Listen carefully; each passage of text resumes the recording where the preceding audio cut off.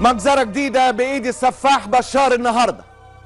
منطقة خان شيخون بتتضرب بالكيماوي فيسقط 100 بإذن الله، نحتسبهم شهداء، مئات الجرحى، آلاف الإصابات المزمنة اللي هتظهر أثرها على أهلنا المنكوبين في سوريا النهاردة أو بكرة أو بعد بكرة.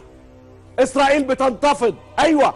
نتنياهو بيطالب المجتمع الدولي بتنفيذ وعده من 2013 بإخلاء سوريا من الأسلحة الكيماوية. نتنياهو ما اكتفاش بكده، استشاط غضبا وصرخ وقال ايه؟ ما حركتكمش الصور الصادمة؟ الصور دي يجب ان تصدم المجتمع الدولي. When I saw the images of babies suffocating from a chemical attack in Syria, I was shocked and outraged. There's no excuse whatsoever for the deliberate attack on civilians and on children, especially with cruel and outlawed chemical weapons.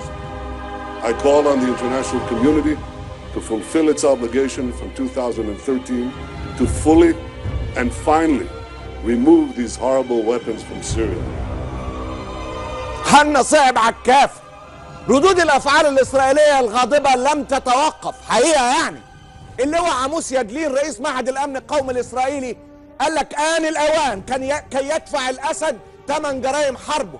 مش بس كده، قال لك هجوم اخر بالاسلحه الكيماويه والعالم يصمت على اسرائيل ان تقود خط اخلاقي واضح ضد جرائم الحرب اللي بترتكبها كل من ايران والاسد وحزب الله. عضوة الكنيست ورئيسة حزب ميرتس زهافة جالون اعلنتها مدوية.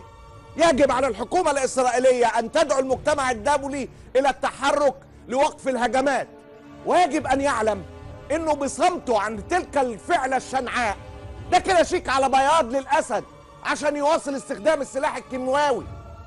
اسحاق هرتسوغ لسه اسرائيل بتنتفض، عضو الكنيست وزعيم المعارضة، كان هيعيط وهو بيقول ما يحدث في سوريا جريمة ضد الإنسانية. النظام السوري قاتل، فقد كل معاني الإنسانية، ويجب أن تقف الولايات المتحدة والعالم في وجهه عشان ما يرتكبش تلك الفظائع. لابد من اتخاذ خطوات عملية لوقف الجنون. بوتين وروسيا تبرأوا من الفجور ده وقال لك ما طلعناش ولا طيارة ولا عملنا ولا طلعة النهاردة. العرب والمسلمين قالوا، هم ما قالوش. صمت القبور فيما عدا قطر اللي بتدين من الصبح بكل اللغات. العرب والمسلمين ولا كلمة ولا تصريح ولا إيماء ولا استهجان. بتسأل عن مين؟ عن الذليل المهن اتكلم ولا لأ؟ ده لسه حالف القسم امبارح قدام سيده على مكافحة الإرهاب، وده إرهاب برضو يا راجل. إرهاب دي تبقى خالتك. أنا لست أهجو الحاكمين وإنما أهجو بذكر الحاكمين هجائي. أمن التأدب أن أقول لقاتلي عذرا إذا جرحت يديك دمائي، إن لم يكونوا ظالمين فمن ترى ملأ البلاد برهبة وشقاء. الله غالب، الله غالب، وأشوفكم بعد الفاصل.